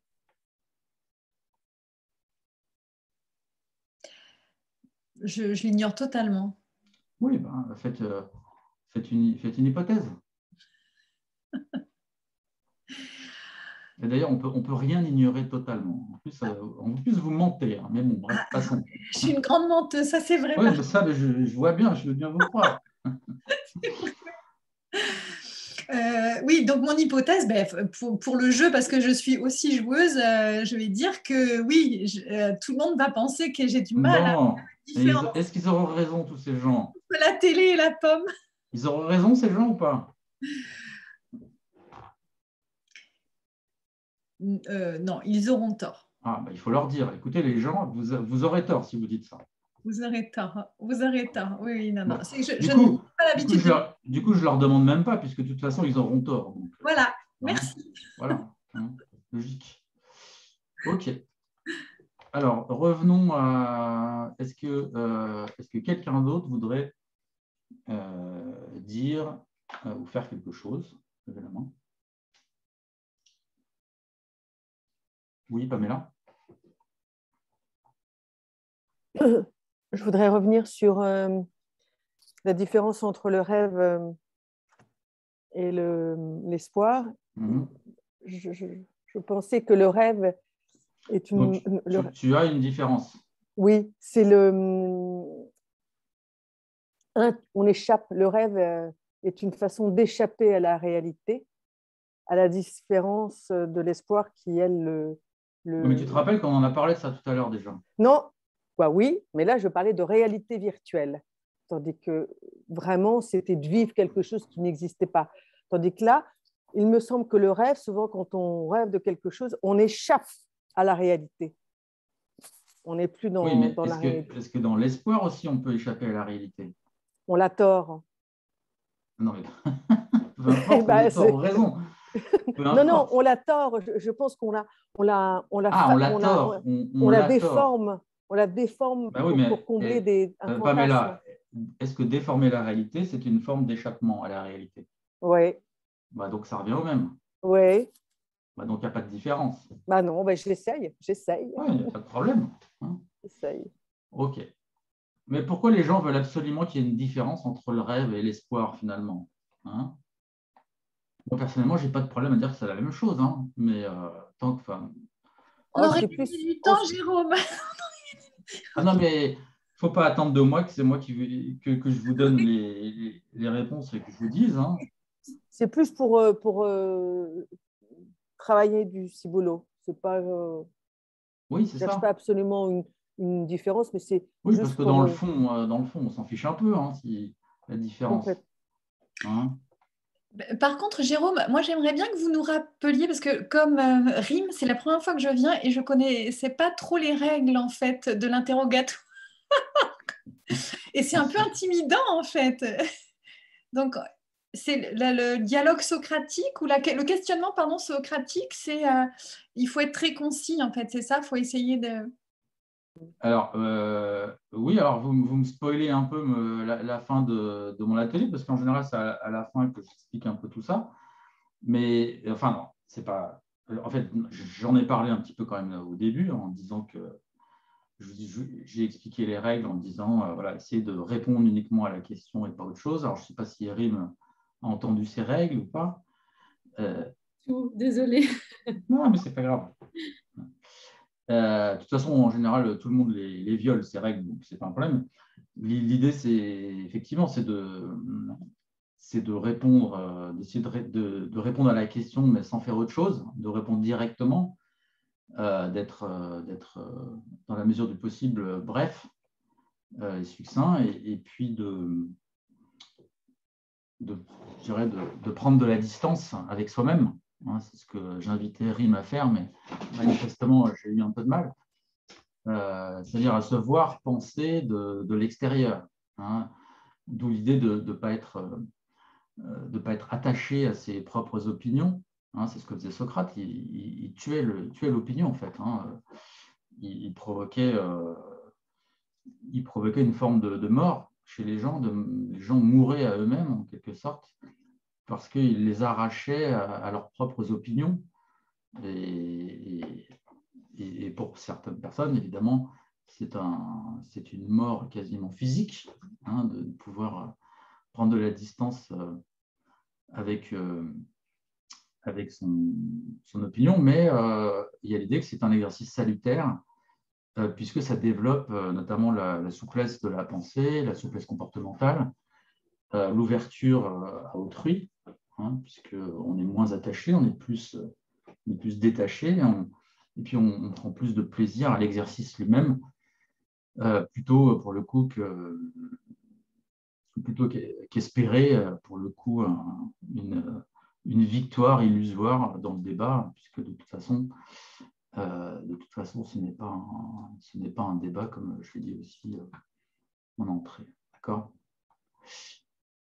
Mais vous avez vu un peu comment ça se passe maintenant, Myriam. Tout à fait. Non, non, mais c'est très bien. Et ça développe effectivement des choses qu'on n'a pas forcément, et c'est d'autant plus enrichissant. Voilà, comme ça, vous reviendrez. Hein. Certainement.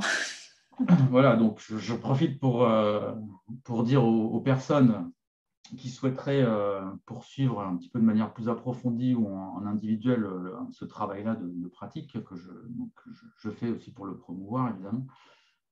Donc, s'ils veulent me contacter, voilà, je propose de faire des consultations philosophiques individuelles où pendant 1 heure, 1 heure et demie, on va vous questionner sur un sujet que vous apportez, une question ou un problème, ou alors je vous donne un petit texte, un petit conte, et je vous fais travailler dessus, et puis chemin faisant, je vous montre un petit peu comment vous pensez, et on va dire qui vous êtes, en tout cas, quel est votre schéma existentiel, et puis ce que éventuellement il faudrait que vous travailliez en termes de compétences, puisque c'est un exercice qui a pour vocation à la fois d'avoir je dirais, d'avoir un développement existentiel, et puis aussi de travailler les compétences comme le questionnement, comme l'argumentation, comme l'analyse et la synthèse, comme le travail sur les concepts, et l'identification des présupposés, hein, qui est important, très important aussi dans les questions. Voilà, c'est un ensemble de compétences qui sont travaillées autour de cet exercice, et donc qui se pratiquent soit en individuel, soit en collectif, comme on le fait actuellement. Effectivement, comme vous l'avez bien perçu, l'idée, c'est surtout de pratiquer et d'avoir une méthode, hein, d'être méthodique dans son approche du dialogue, et de développer ses aptitudes, hein, au dialogue, notamment à clarifier les choses, à faire confiance, hein, à se faire confiance, déjà en disant ce qu'on veut dire, mais en intégrant les contraintes que je vous pose, un peu comme dans une salle de gym, hein. Si vous faisiez de la gym, vous ne pouvez pas faire ce que vous voulez, mais on vous propose des exercices et on vous dit, voilà, si vous faites ces exercices-là, vous développerez vos abdominaux. Après, vous pouvez toujours dire, non, moi, je préfère faire autre chose. Bon, à ce moment-là, vous n'allez pas avoir un coach sportif, quoi. Ouais. C'est un peu l'esprit, quoi.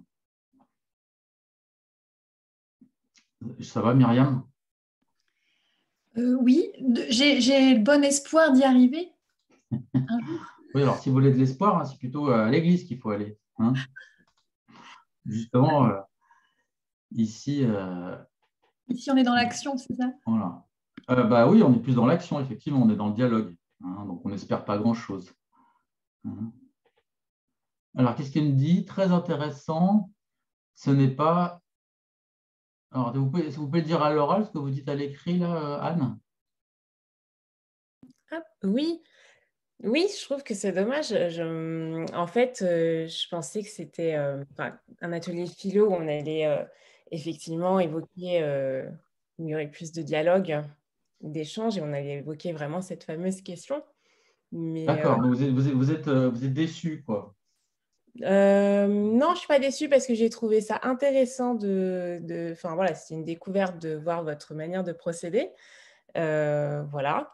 Et puis effectivement d'aller droit au but et de s'engager dans ces réponses.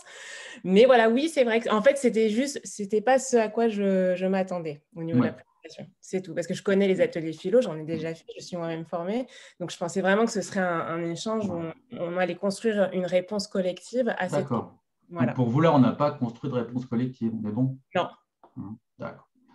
Et ça vous intéressera de savoir s'il y en a qui pensent le contraire?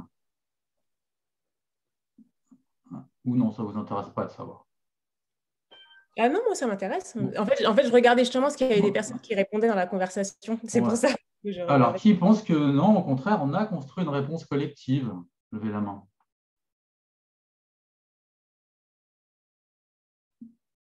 Bon, vous voyez, vous voulez demander à quelqu'un pourquoi ou non, ça ne vous intéresse pas? Anne? Oui, ça m'intéresse. Alors, tiens, gardez la main levée, ceux qui pensent que oui. Interrogez qui vous voulez. Anne, qui a la main levée, et puis vous dira peut-être en quoi on a élaboré une réponse collective. Virginie, peut-être, ouais.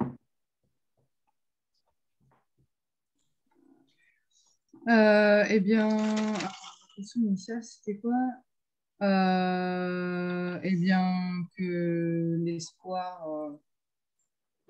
on est plus dans ce que j'ai marqué, dans une attitude passive vis-à-vis de la vie. Donc, alors Virginie, est-ce que tu penses que tu es en train de répondre à Anne ou tu fais autre chose là? Je réponds à Anne. Donc tu es en train de lui dire une réponse collective qu'on a élaborée, c'est ça? Ah non, c'est pas la réponse collective, c'est la mienne. Je vous disais aussi. Alors, c'est raté. Quelqu'un d'autre? Marie. Oui, dans la réponse collective, déjà, on a montré que rêve et espoir, c'était deux concepts qui étaient apparentés, dont qu'on ne pouvait pas différencier. Et puis, après, on a montré que il y a une forme d'indolence et de passivité dans l'espoir, que par contre, ça peut que l'espoir peut nourrir la volonté et donc une action, mais que l'espoir en lui-même est quelque chose d'assez passif. Enfin, voilà, c'est ce que j'ai retenu, moi. Mais ceci dit, vous aurez peut-être remarqué, Anne, que l'essentiel n'est pas là. Vous avez remarqué, Anne, l'essentiel, ce n'est pas de répondre à la question de l'atelier philo. Vous avez compris ça? Ah oui, oui, tout à fait. Là-dessus, on est d'accord. C'est quoi l'essentiel à votre avis?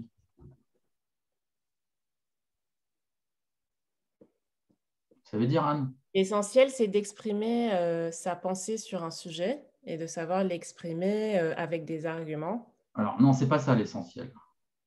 Alors, est-ce que En vous tout cas, voulez... moi, ce qui m'a semblé être essentiel ce soir, dans Oui, cette atelier, en tout cas. mais je vous dis que si vous pensez ça, vous êtes un peu passé à côté de l'essentiel.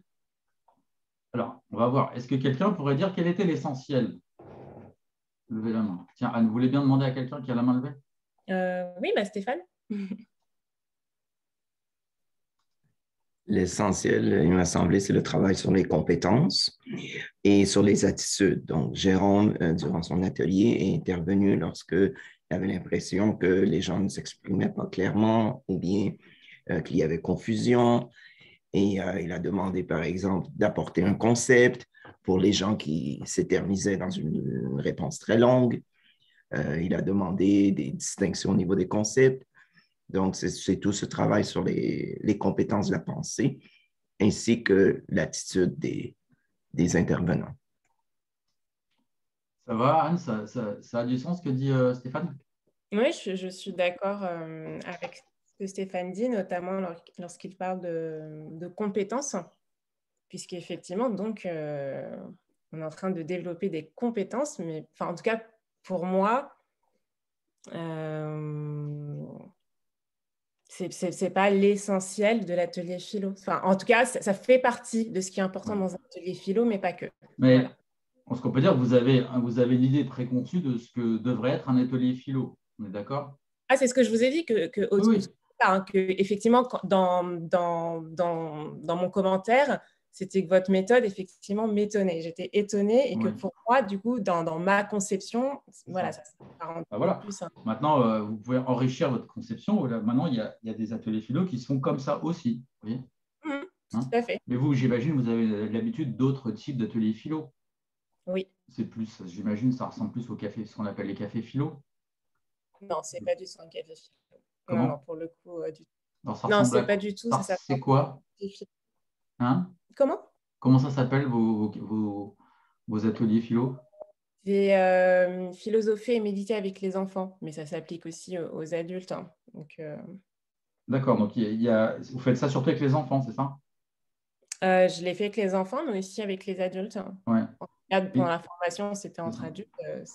Voilà. Et vous les faites méditer? Le but, c'est effectivement de transmettre cet enseignement aux enfants, quand même. D'accord. Vous faites méditer aussi les gens en même temps, ça? Non, c'est une ouverture, c'est au tout début, pour justement se poser, pour ensuite, voilà, réfléchir. Un peu voilà, juste pour se déconnecter et partir. Voilà. Et même pour les adultes, c'est aussi ça, c'est sortir de son environnement, sortir de soi, justement, pour ouvrir un peu. D'accord. Voilà, s'ouvrir à d'autres dimensions. Ok.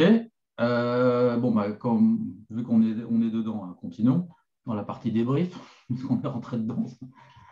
Oui, quelqu'un d'autre voudrait dire quelque chose?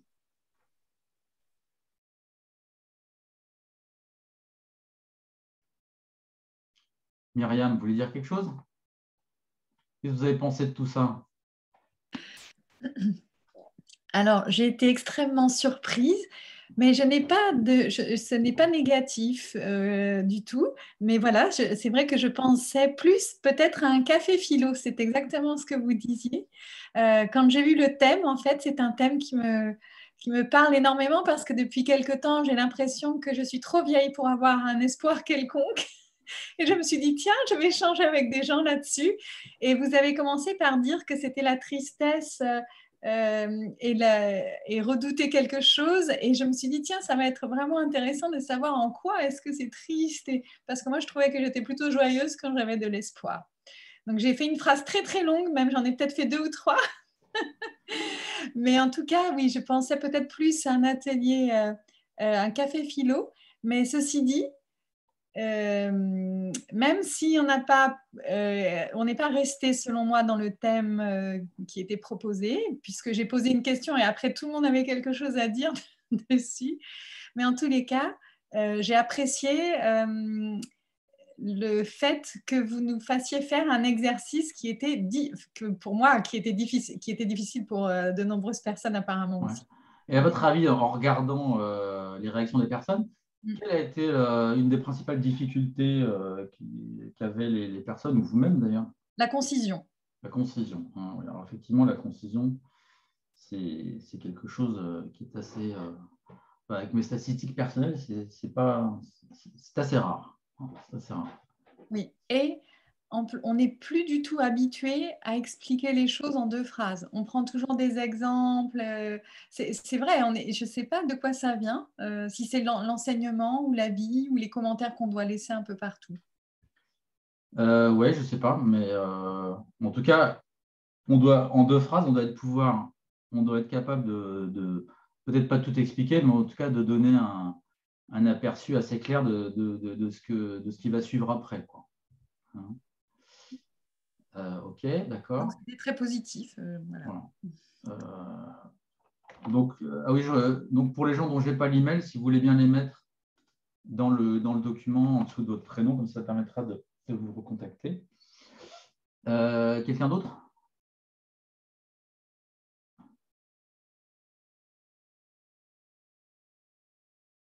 Alors, les gens qui sont dans le noir, là, ils veulent s'exprimer? Solène, Sabrina, Lembi. Ils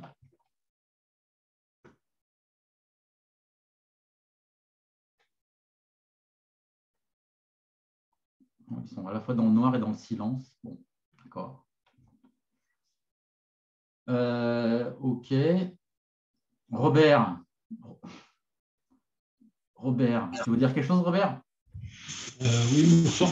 Bah, écoute, pas spécialement. Je trouve que sur la dernière année, ta méthode a pas mal évolué. En bien ou en mal?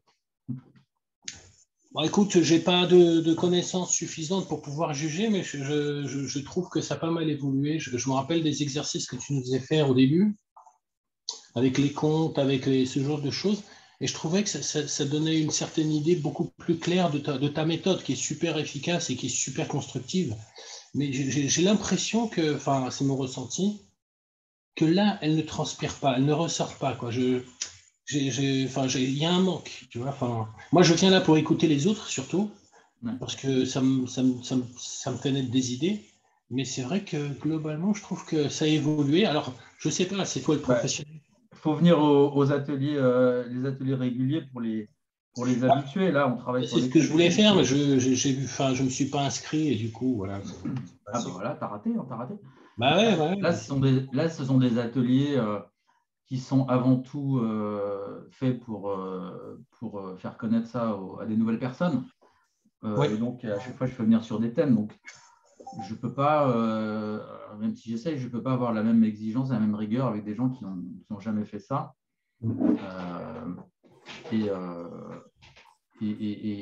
comme je propose un thème, il faut quand même que je donne un petit peu des idées et que Tu vois, là, il y a un truc que je n'ai pas compris. Pourquoi est-ce qu'on est parti sur comprendre la différence entre le rêve et l'espoir, puisque ta méthode principale, c'est de questionner l'autre. Pourquoi est-ce qu'on va questionner la question? Enfin, je ne comprends pas. Pourquoi chercher ça?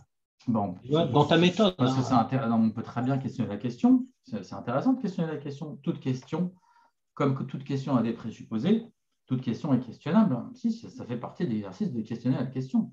Oui, dans un exercice philo classique, mais dans le dialogue socratique, ce n'est pas le but. Bah si, aussi. D'accord. Si. Bon, ça peut. Alors, parce qu'en fait, il y a deux situations. Il y a celui qui questionne la question parce que c'est une question de pouvoir, parce qu'il ne veut pas répondre, c'est le sophiste, hein, il questionne parce qu'il ne veut pas se faire embarquer par Socrate. Puis il y a celui qui questionne la question parce qu'il y a un vrai intérêt intellectuel en se disant, tiens, finalement, on se pose cette question, mais pourquoi on se la pose? Ou alors, dans cette question, il est supposé quelque chose, qu'est-ce qui nous montre qu'on devrait le supposer? Peut-être que en fait, ce qu'on pense qui est vrai, peut-être ne l'est pas. Hein. Par exemple, tout à l'heure, j'avais une autre consultation avec quelqu'un en entreprise, un Américain, il me dit, sa question, enfin, je traduis en français, c'était comment partager une mauvaise nouvelle. Et on a questionné la question en se disant, mais déjà, comment on sait qu'elle est mauvaise? On dit que c'est une mauvaise nouvelle, mais on ne sait pas si elle va être mauvaise en fait. Oui, c'est un exemple. Aussi, on peut tout à fait questionner la question. D'accord, ok. Non, mais c'est juste que c'est. Voilà, il y a un cheminement un peu moins dans la personne et plus autour de ce que évoque la personne, la question chez elle. Donc, après c'est ta méthode, hein, c'est ton cheminement. Je ne suis pas d'accord avec toi. Il y a des gens qui vont te dire, non, on a été trop sur ma personne, au contraire. Écoute, j'ai souvenir de certains échanges où les personnes étaient éblouies parce qu'elles avaient découvert sur elles, avec 4 ou 5 questions que tu as posées. Et là, aujourd'hui, je trouve qu'on a moins cet impact. Bon, mais voilà. Avant, j'éblouissais, maintenant, non, j'éblouis plus. Maintenant. Non, tu changes peut-être de méthode, hein. C'est peut-être une autre façon, c'est très bien. Parce que ça s'appelle la vieillesse. J'assume complètement, je vais avoir 50 ans. C'est ça. Stéphane? Je ne suis pas d'accord avec Robert. Moi, au contraire, aujourd'hui, tu m'as très, très ébloui, peut-être parce que j'étais davantage spectateur. Je voyais soit Rim, soit Virginie, soit Myriam qui étaient vraiment, il me semble, en dissonance cognitive. Ils étaient comme embourbés et ne voyaient pas leur contradiction. Dans le cas de Virginie, c'était, au contraire, c'était très, très évident. Et alors, je ne suis pas d'accord avec le commentaire de Robert. Au contraire, j'ai beaucoup apprécié. J'ai eu l'impression que si peut-être quand justement les participants vont revoir la vidéo, elles vont voir, mais elles vont réaliser des choses sur elles, sur leur comportement, le fait qu'elles aient été, par exemple, à vouloir défendre, dans le cas de Virginie, défendre absolument son point, alors qu'il me semble que la contradiction était flagrante. Rim, vous voulez dire quelque chose? Moi qui vous ai, frustré dans votre prise de parole. Non, c'est juste qu'en fait, déjà... Vous n'avez pas été frustré? Non, mais en fait, d'une part, c'est vrai que par rapport à cet exercice, c'est tout nouveau. Je ne connaissais pas du tout ce mode de fonctionnement-là. Et en fait, je savais, en gros, quand vous parliez des règles du jeu, je n'avais pas compris que c'était ces règles-là. Donc, c'est vrai que ça n'était pas forcément évident pour moi parce que je n'avais pas la connaissance, en fait, au préalable donc, de votre méthode. Donc, c'est vrai que si j'avais compris que la méthode, c'était comme ça, j'aurais certainement vu les choses autrement. Donc, c'était très intéressant. Alors, Rim, vous savez, je vais vous dire un truc, vous n'avez pas de regret à avoir parce que même quand j'explique les choses, les règles, les gens, ça ne change rien. Vous me croyez ou pas? Ça me surprend un peu, mais... Oui, il faut me croire. Faites-moi confiance. Non, mais très bien. Non, mais après, je trouve que c'est un exercice très intéressant. C'est vrai que je n'ai pas beaucoup l'habitude de ce type d'exercice-là. En général, j'ai l'habitude de tout ce qui est philo, parce que ça c'est partie de mes études aussi. Mais en général, on prend vraiment le temps d'expliciter notre pensée et tout. Alors que c'est vrai que c'est important aussi d'être concis et que je trouve que c'est un exercice intéressant, en fait, au niveau de la méthodologie. Donc non, c'était assez intéressant. Et... après, j'aurais aimé pouvoir plus échanger aussi, mais bon, c'est peut-être sur ça que je suis frustrée si on veut, mais sinon non, c'était intéressant. D'accord, ok, merci. Oui, Bernard. Pour la méthode, oui, c'était très intéressant, comme d'habitude. Par contre, sur le sujet, le fond du sujet, on est parti sur une question, une différence minime entre deux choses. Finalement, le rêve, ce n'était pas un rêve, mais un rêve éveillé. Enfin, moi, je n'ai rien appris là-dessus. Alors ça, c'est la faute de Myriam. Oui. Myriam. Moi, je ne fais pas le service après-vente. Hein. Oui, désolé, on est resté là-dessus. Non, non, Myriam, c'était une plaisanterie. Il ne faut pas s'excuser, c'était une plaisanterie. Je faisais de l'ironie. Bernard. Et puis, oui.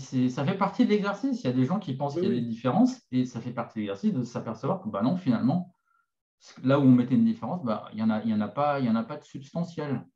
D'accord. Non, mais je suis resté sur ma fin. Il y a une deuxième fin aussi, c'est le rationnel de Virginie. J'espère un jour savoir ce que c'est. Ah tu sais, c'était mon espoir également. Ce n'est pas donné à tout le monde. Alors, bon, il faut être patient. On va voir, Virginie. tu as une dernière chance d'exposer ta rationalité au monde. Tu veux nous dire?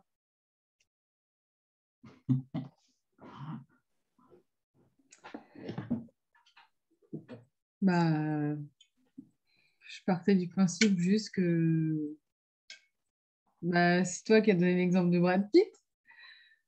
Par exemple, Brad Pitt, c'est un être humain. Donc, pourquoi ne m'aimerait-il jamais, ou moi, ou Anne, ou n'importe qui, un autre humain. Donc, moi, ça ne me paraît pas... je vais te répondre, parce que c'est moi qui le dis. Imagine que je dise que c'est impossible. Imagine que je le sache. C'est vrai que dans l'absolu, il n'y a rien d'impossible, mais on n'est pas dans l'absolu. Oui, mais c'est dans ce paradigme-là que je me place, dans l'absolu. Ah oui, mais nous, on ne pense pas dans l'absolu. Donc voilà, Bernard. Donc Virginie, tu es une absolutiste. Tu penses dans l'absolu, voilà. C'est ça qu'il fallait savoir. Exactement. Ok. Bon, quelqu'un d'autre? Oui, Pamela?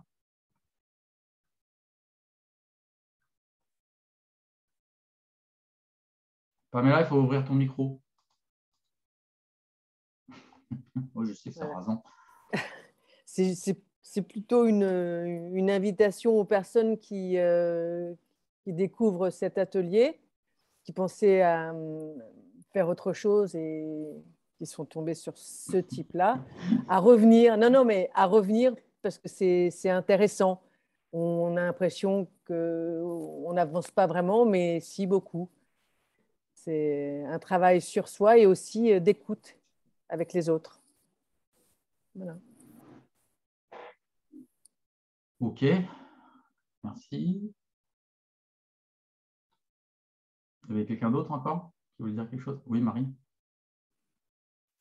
Oui, moi j'ai trouvé que même si Anne et Myriam notamment ne connaissaient pas la pratique, elles se sont quand même assez facilement prêtées au jeu. Avec peu de résistance. Elles sont rentrées dans le flot de l'exercice, de la concision, de la clarification, de l'engagement, etc. Et voilà, j'ai trouvé que les questions soulevées étaient intéressantes. Cette différence entre le rêve et l'espoir, c'était intéressant de voir, de réfléchir. Est-ce qu'il y a une différence ou pas? Et voilà, moi, ça m'a plu et j'ai réfléchi. Ok, donc un bon potentiel pour Anne et Myriam, bravo. Un potentiel socratique, évidemment. On ne serait pas sur le reste. Oui.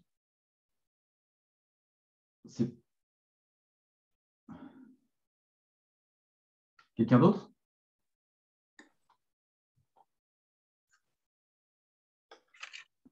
Non, on est bon? Ok, très bien. Merci à vous. Eh bien, merci. Je vous souhaite une bonne fin de soirée. Et puis, avec plaisir de vous retrouver probablement d'ici 2 semaines. Je ne sais plus, mardi. Mardi dans 2 semaines, probablement. Et puis, ailleurs pour les autres. Et puis, donc, encore une fois, si ça intéresse des gens d'essayer en individuel, vous me contactez et puis on peut s'organiser ça. Ah oui, j'ai oublié aussi, il faut aller sur mon site dialogon, www.dialogon.fr. Là, vous verrez, il y a beaucoup de textes avec le moteur de recherche sur les thèmes que vous voulez. Et puis, il y a des vidéos. Vous pouvez voir. Et puis, de toute façon, je mettrai cette vidéo-là dans le groupe Facebook. Voilà. Eh bien, je vous dis à plus tard. Au revoir. Au revoir.